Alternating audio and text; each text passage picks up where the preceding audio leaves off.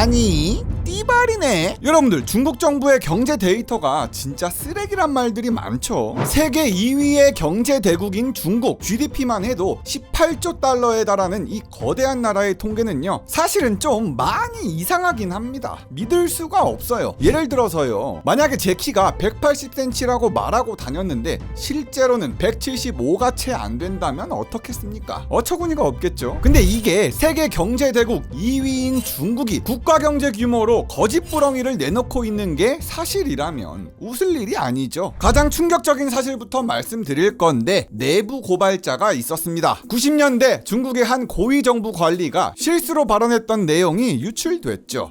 우리 중국 정부의 GDP 수치 말입니까? 그거 그냥 인위적으로 만들어진 겁니다. 이게 어디 음모론자가 말하는 게 아니라 공산당 간부가 직접 GDP를 뻥튀기했다고 인정한 거예요. 중국의 리커창 형님도 중국의 인위적으로 조작된 GDP 데이터를 신뢰하지 않을 것이라고 얘기한 적도 있었죠. 중국이 데이터를 왜곡하면 어떤 일이 벌어지냐? 정책이 물론 엉망이 될 수도 있고 투자자들이 돈을 빼면서 시장이 흔들릴 수도 있습니다. 실제로 2023년 중국의 외국인 직접 투자가 8%나 감소한 사건이 있었죠. 물론 중국 경제가 안 좋으니까 이렇게 자본이 빠져나간 거긴 하지만 투자자들이 중국의 경제 지표를 믿지 못하게 되면서 벌어진 현상입니다. 보통 경제 통계를 평가할 때는요, 세 가지 중요한 기준이 있습니다. 첫 번째가 먼저 정확성이겠죠. 실제 값에 얼마나 가까운 통계를 내느냐입니다. 그리고 두 번째로는 정밀성입니다. 정확성과 조금 헷갈릴 수도 있는데 정밀도는 뭐랄까, 측정이 얼마나 일관되게 이루어지고 있느냐입니다. 기준을 잡고 매년 똑같이 이루어져야 한다는 게 통계란 거죠. 마지막으로 세 번째는 관련성입니다. 관련성은 경제 데이터가 우리가 진짜 알고 싶은 거를 실제로 보여주는가를 말합니다. 그러니까 대충 정리해보면은 이 숫자가 진짜야? 그리고 그게 믿을만해? 또 그 데이터가 쓸모가 있어? 이 세 가지를 따지는 거예요. 그렇다면 종합적으로 중국 정부의 통계 능력은 어떻냐? 요상하게도 절대 남들에 비해서 떨어지진 않습니다. 보통 이런 국가 단위의 통계 능력은 세계은행에서 점수로 평가를 하거든요. 2024년을 기준으로 이때까지만 해도 중국은 100개 나라 중에서 62위로 경제 데이터의 신뢰도가 많이 낮았지만요, 2016년도부터는 17위까지 단숨에 뛰어오르면서요, 데이터를 잘 뽑는 나라로 꼽히기는 합니다. 그러면 중국의 통계 능력이 이렇게나 좋다면 왜 이렇게 여태까지 신뢰를 못 받는 거냐? 단순히 능력이 모자라서냐? 실수한 거냐? 아니면 의도적인 조작인 거냐? 많은 사람들이 의도적인 조작일 가능성을 가장 높게 쳐주고 있습니다. 왜냐면요, 근본적인 문제는 중국의 경제 구조에 있습니다. 중국의 인구는 많아도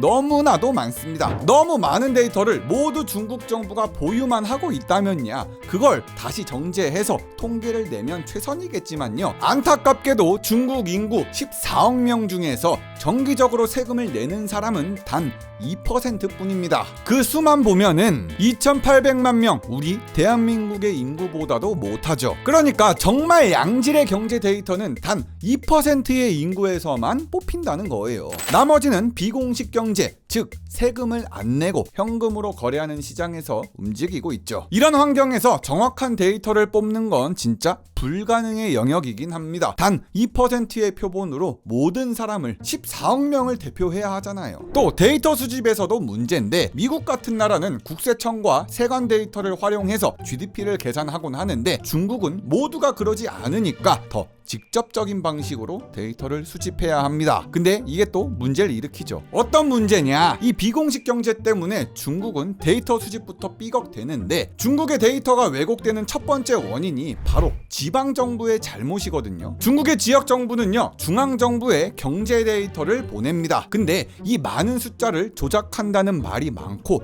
거의 사실로 받아들여지고 있어요. 중국 국가통계국은 최근 인터뷰에서 이렇게 얘기합니다. 일부 지방의 지도 간부는 올바른 실적 보고를 제대로 하지 못했습니다. 이런 지도 간부가 위법하게 통계 업무에 관여하는 문제가 여전히 발생하는 지역 역시 있다는 것을 알고 있어야 해요 라고 말했습니다. 중국의 지방관리들은요, GDP를 많이 부풀려서 보고한다는 말이 많습니다. 왜냐? 그게 바로 나의 실적이고 나의 성과 평가랑 승진이 걸려 있거든요. 그래서 일부 지방의 간부들은요, 경제 활동에 대한 보고서를 팽창시켜서 부풀려서 보고할 동기가 충분합니다. 더 보기 좋은 통계를, 더 높은 GDP를 보고한다면 더 많은 예산을 따낼 수도 있고, 그건 곧 더 큰 권력을 뜻하죠. 진짜로 그만큼 성장했는지에 대한 여부는 뒷전입니다. 지방 정부도 자기의 성적표를 자기가 찍어서 보고할 수만 있다면야 매번 그냥 만점짜리로 만들어서 최대한 긍정적으로 보고하겠죠. 또 날림공사로 사업을 부풀리는 것도 많죠. 잔디를 깔아야 했을 공사에 녹색 페인트로 그냥 색칠만 하는 경우도 있고요. 겉에서는 하수도처럼 보이지만 실제로는 아무데도 연결되지 않은 가짜 인프라를 만들기도 합니다. 이런 곳에서 경제 데이터가 그냥 제대로 나올 리가 있겠습니까?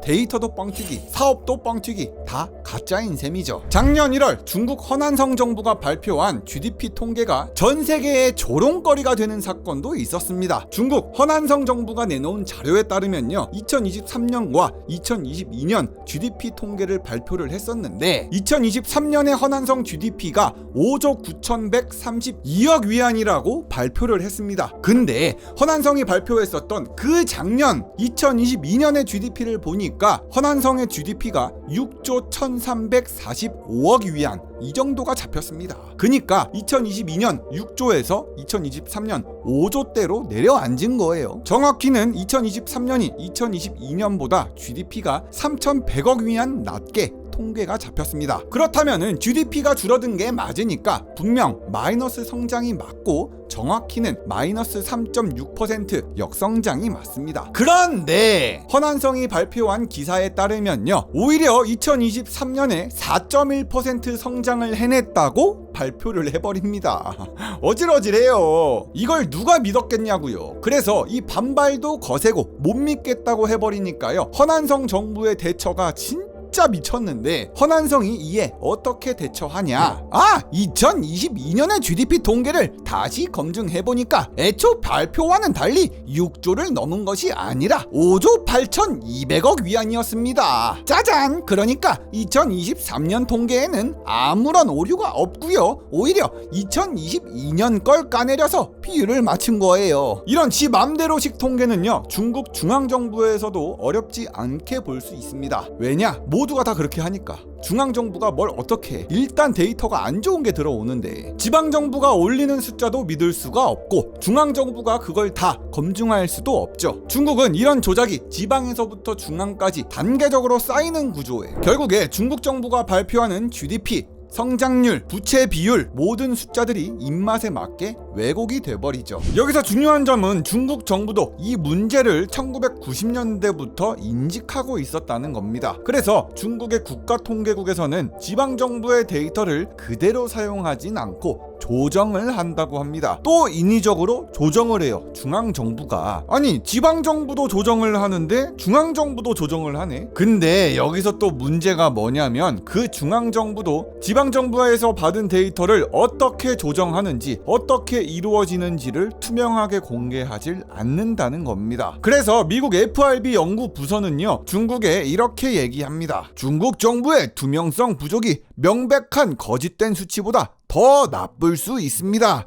라고 했죠. 왜냐면 중앙정부에서도 하는 조정이 무엇인지 알기가 더 어렵기 때문이죠. 어떻게 보면은 중국은 자신들이 세계에 보여주고 싶은 이미지를 위해서 경제 데이터를 도구로 사용하고 있는 것 같습니다. 하지만 중국 정부는요, 겉으로는 WWE를 하고 있습니다. 중국이 발표한 경제 성장률 등 각종 지표를 두고서 서방 언론들이 계속해서 비판을 해대니까 중국 당국이 통계 조작을 엄벌하겠다고, 모두 다 족치겠다고 방침을 천명합니다. 하지만 잡힌 사람은 없었죠. 그런 뉴스는 없었습니다. 통계에 왜곡이 생기니까 시간이 지날수록 이는 더 깊어집니다. 단 한 번이라도 데이터가 위조되면요, 이는 누적돼서 계속 왜곡되고 또 왜곡되거든요. 예를 들어서 2023년에 GDP 수치의 왜곡률이 한 1%만 뻥튀기 됐어도요, 다음 해인 2024년엔 그 위에 또 1%가 추가로 뻥튀기 됩니다. 작년에 부풀린 숫자를 기준으로 하니까요. 이게 몇 년 만에 이것만 반복된다고 하면 실제 GDP와 보고된 GDP 사이에 엄청난 차이가 생기겠죠. 그리고 이 차이가 너무 커지다가 지방정부가 만약에라도 이제부터는 조작을 안 한 데이터를 중앙정부에 보낸다고 하면 또 문제가 생깁니다. 왜냐? 갑자기 중국 입장에선요, 경제 성장률이 뚝 떨어진 것처럼 보일 수도 있거든요. 그러니 계속해서 지방정부는 거짓 숫자를 보고할 수밖에 없는 악순환이 생깁니다.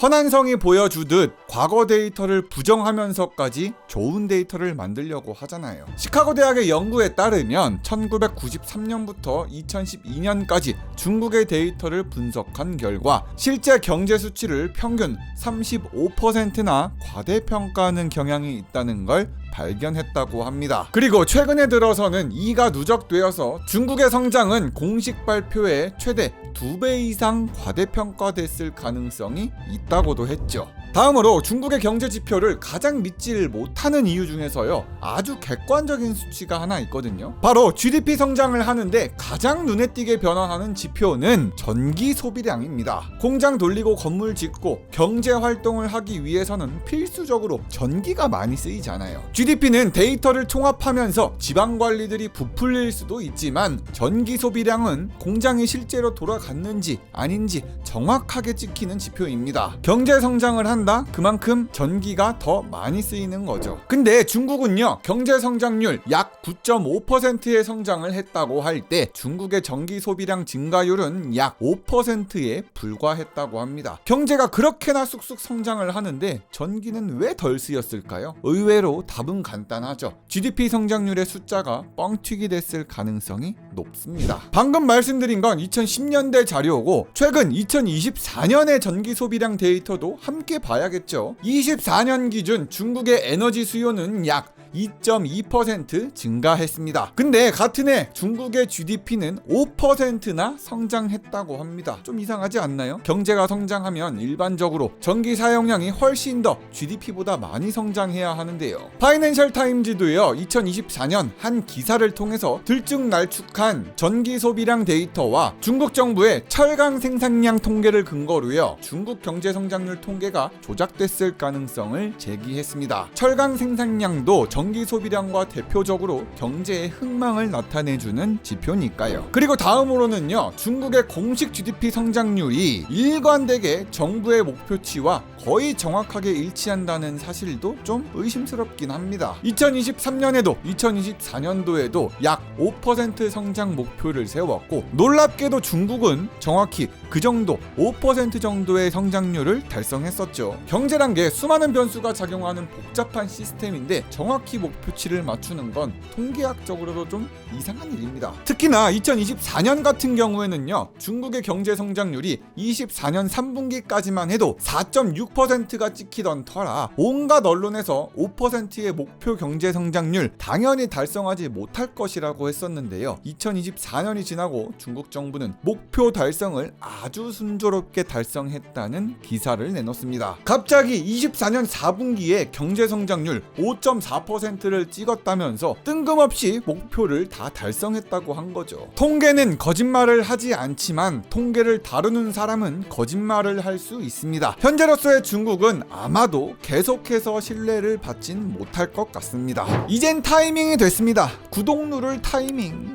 지금이니? 여러분들의 구독과 좋아요는 제가 영상을 만드는데 큰 힘은 물론 더 좋은 영상을 만드는 원동력이 됩니다. 지금이니? 하나 둘 셋, 리뷰형이는 바보다구리.